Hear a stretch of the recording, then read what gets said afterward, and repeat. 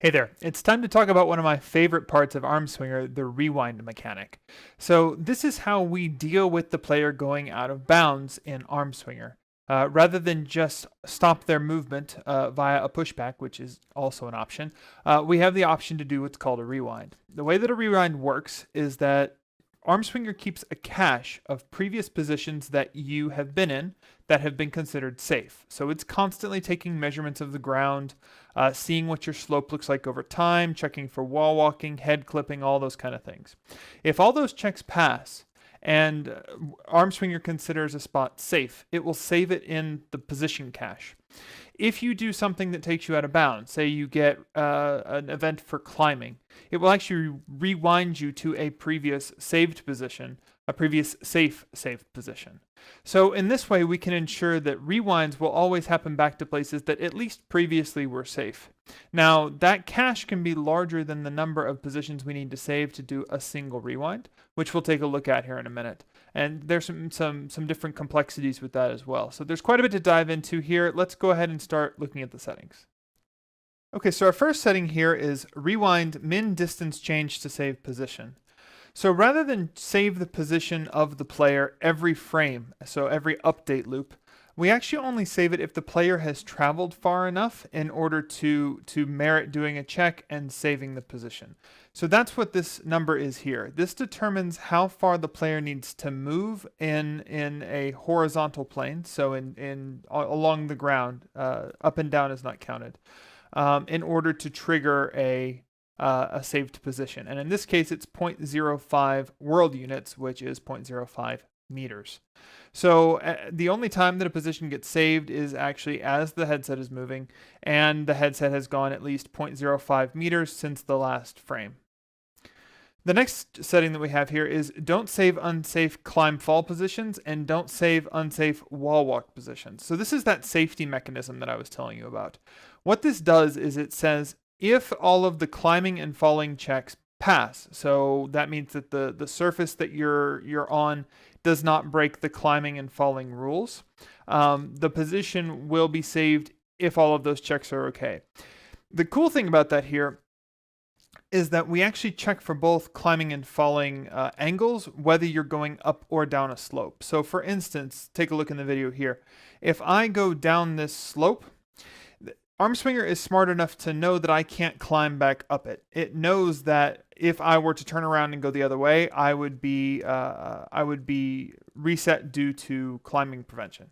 So what it does is it doesn't save the positions as I go down the slope. So if I experience a rewind part of the way through, like you see here, it will actually take me back up to the top of the ramp, the last safe position that it recorded. In fact, 7 positions back from the last safe position that it recorded.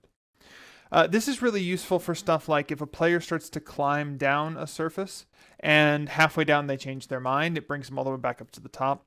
It also means that your players are less likely to get stuck, where they might get down into a valley that they can get down in because your max falling angle is high enough for them to go down the slope, but perhaps it's not high enough for them to go back up the slope, in which case they could get stuck down in a hole.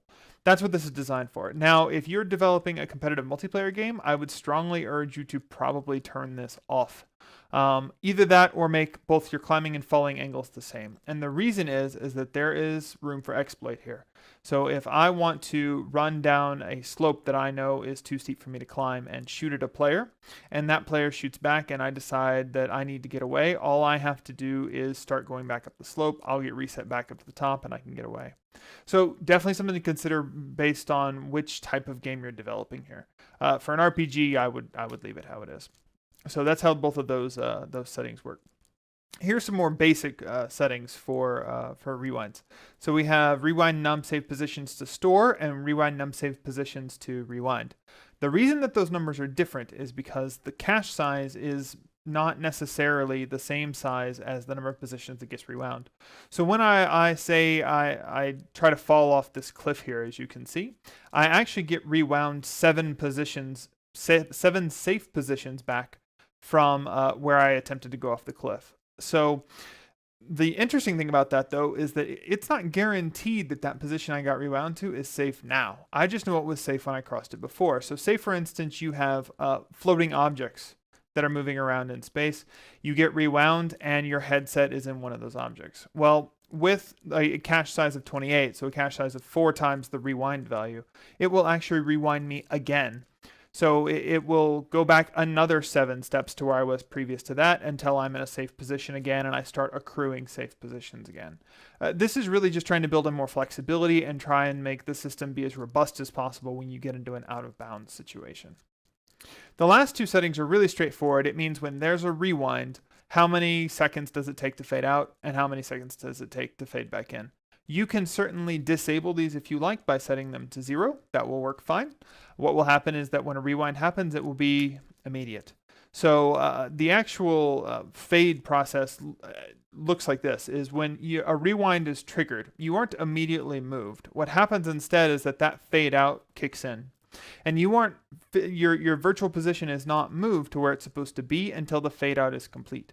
So that 0.15 is the time for the fade out, and it's the delay time from when you go out of bounds to when you're actually reset.